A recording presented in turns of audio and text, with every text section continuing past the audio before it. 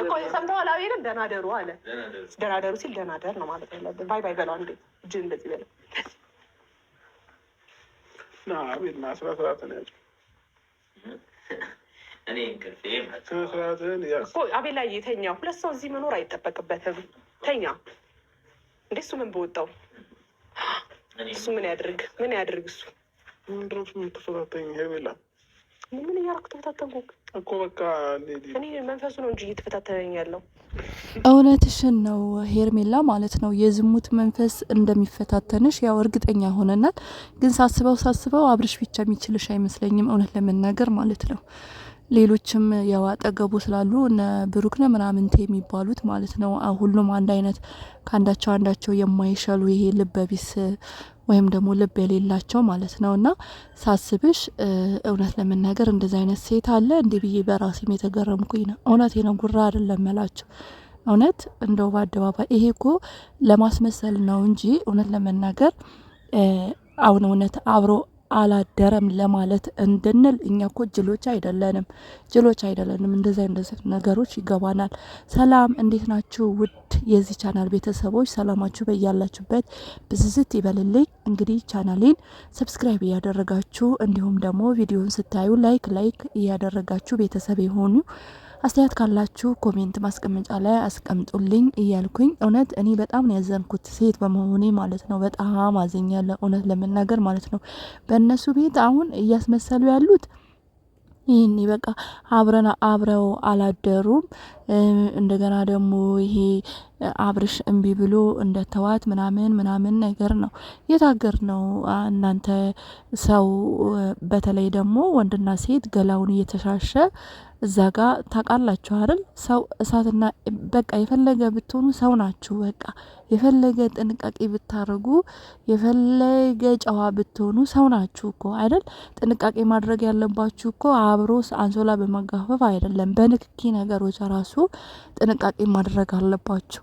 እዛ ጋር ስታረገው ያለው የምትተሻሻው አይኑን የምታየው በግድ ይገፋፋችሁ። እኔ እውነት እንደው እዛ ጋር ያሉት ካሜራ አማኑ ይሄ አብሮ ያለው ልጅ ደግሞ አላቅም እነሱም እያሉ እንግዲህ ምን ማድረግ እንዳለበት ወይም ደግሞ ምን ማድረግ እንደሚችል እየገፋፋችሁ እንደሆነ ማየት ትችላላችሁ። እውነት ለመናገር እኔ እቺ ሴት ማለት ነው እውነቴ ነው የምላችሁ እንደው አብርሽ ጋር እንኳን ምንም አይነት ግንኙነት ባይኖራት ማለት ነው ምንም አይነት ኬዝ ባይኖራት በጣም የምታስጠላ ልጅ ናት። በጣም ማለት ነው ለነገ ህይወቷ ራሱ ይሄ ያላሰበችው ለነገ ልጆች ትወልዳለች፣ ልጅ አለ፣ ነገ ህይወት አለ፣ ብዙ ነገር አለ አይደለ እንዴ?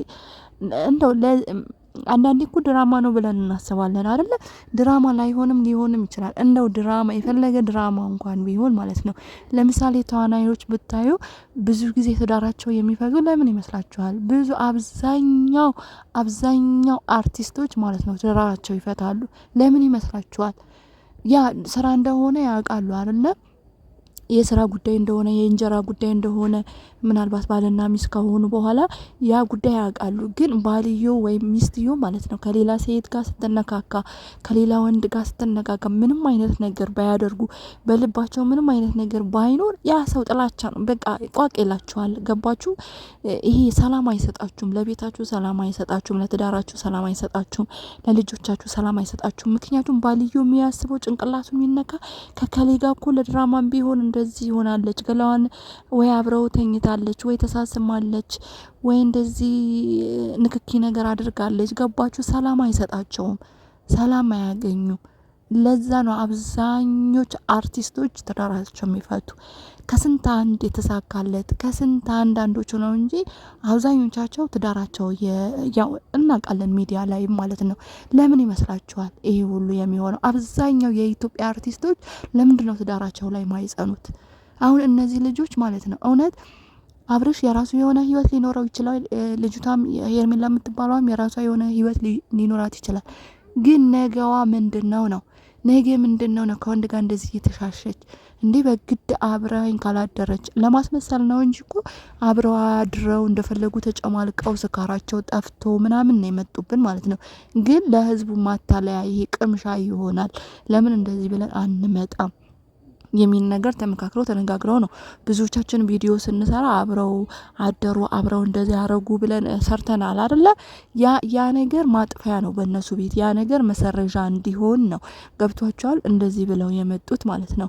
ግን እኔ እንደ ሴትነት ወይም ደግሞ እንደ እናትነት እኔ እቺ ልጅ ነገ ህይወቷ ምንድን ነው?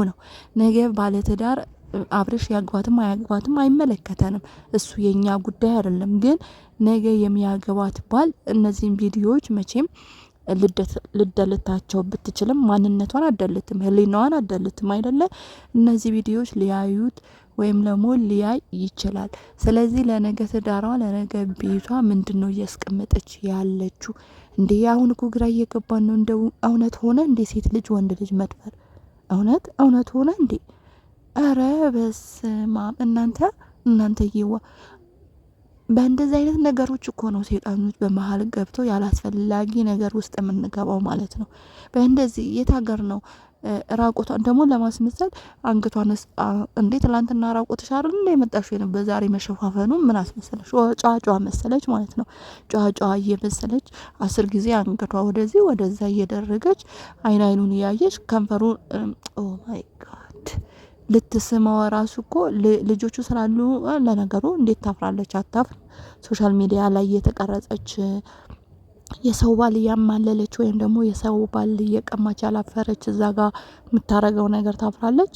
እንግዲህ እነዛም እንቅፋት አልሆኑባቸውም እኮ አውቀው ለማስመሰል እንትና ቁጭ በል እኔ እወጣለሁ። ኧረ እባክህ ምነው አብርሽ ተብዬው ማለት ነው ወይኑ ስጠጣ እነዛ አብሮ ና እኔ ፈራለሁ ወይኑን አጠጡን በማንኪያ ስፈሩ ለምን አላልካቸውም ማለት ነው?